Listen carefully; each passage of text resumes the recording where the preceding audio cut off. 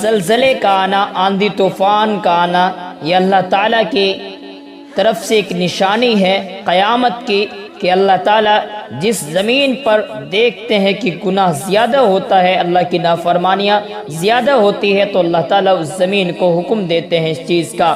میں آپ کو ایک بات اور بتاؤں کہ اسلام میں سب سے پہلے زلزلہ شام میں حضرت عمر رضی اللہ تعالیٰ عنہ کے زمانے میں آیا۔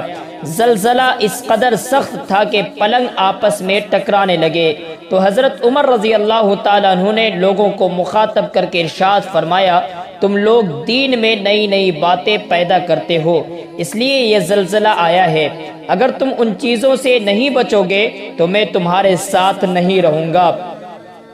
اس وقت شام میں جو زلزلہ آیا ہے اس کے لیے ان چیزوں کا اہتمام کیجئے، استغفار بہت کیجئے، صدقہ بہت کیجئے۔ حضرت عمر بن عبدالعزیز رحمۃ اللہ علیہ کے زمانے میں جب زلزلہ آتا تھا تو لوگوں کو صدقہ کی بہت ہی زیادہ ترغیب دیتے تھے۔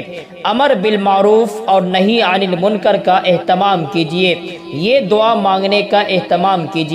اللہم انی اعوذ بعظمتک ان اغتال من تحتی، اللہم انی اعوذ بعظمتک ان اغتال من تحتی۔